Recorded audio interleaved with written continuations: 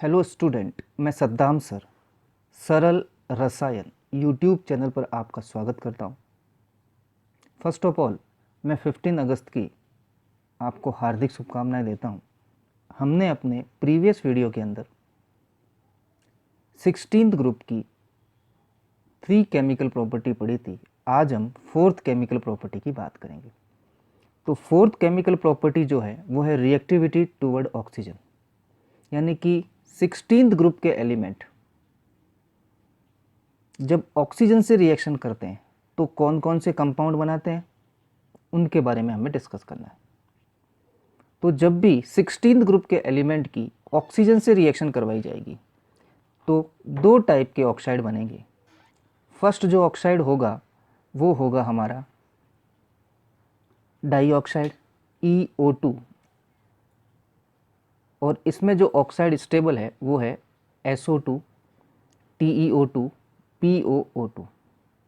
SO2 sulphur dioxide gaseous state में होता है, टेलुरियम डाइऑक्साइड सॉलिड स्टेट में होता है और पोलोनियम डाइऑक्साइड भी सॉलिड स्टेट में होता है।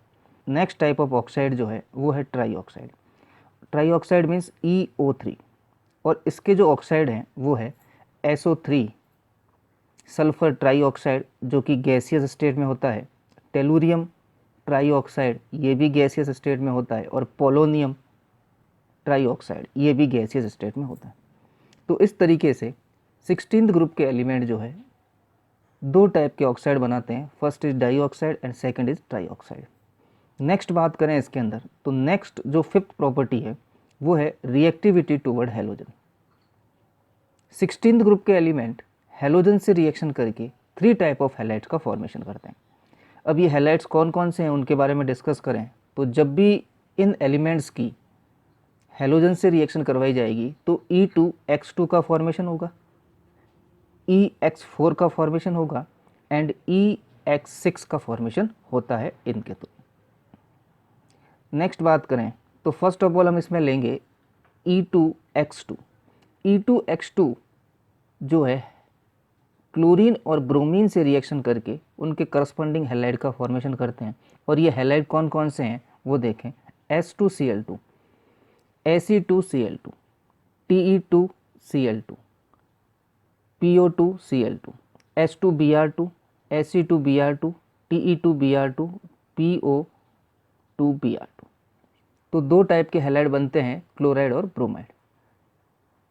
नेक्स्ट बात करें इसके अंदर तो ये जितने भी हैलाइड्स हैं ये सारे के सारे sp3 हाइब्रिडाइज्ड होते हैं।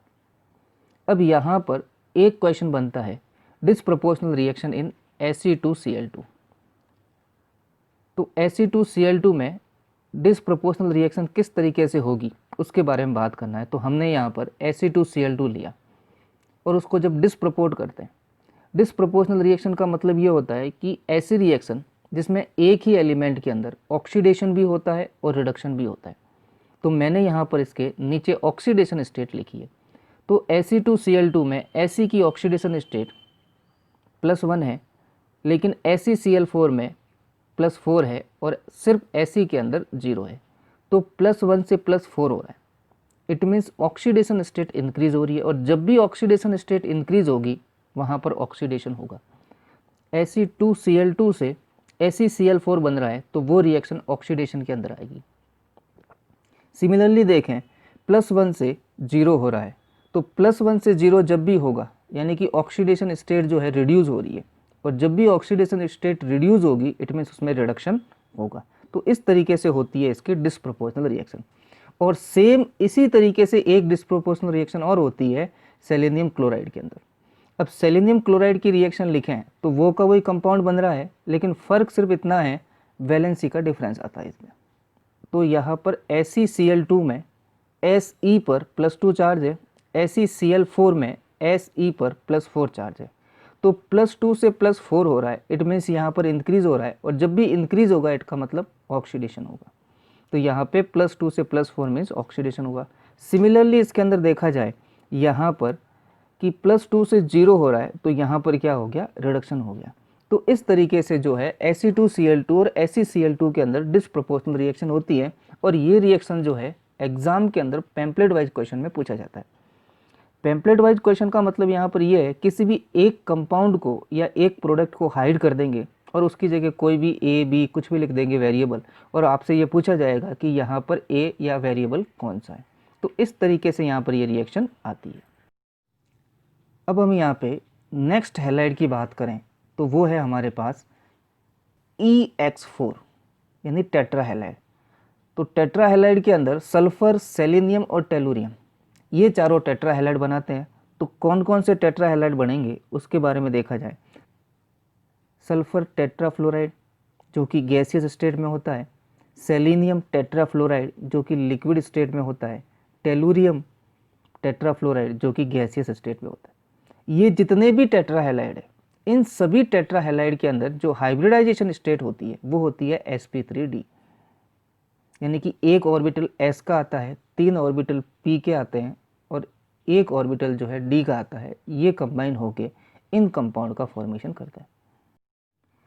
अब इन टेट्राफ्लोराइड के हाइब्रिडाइजेशन की बात करें तो हाइब्रिडाइजेशन तो होता है sp3d, और सल्फर के आउटरमोस्ट सेल के अंदर 6 इलेक्ट्रॉन होते हैं।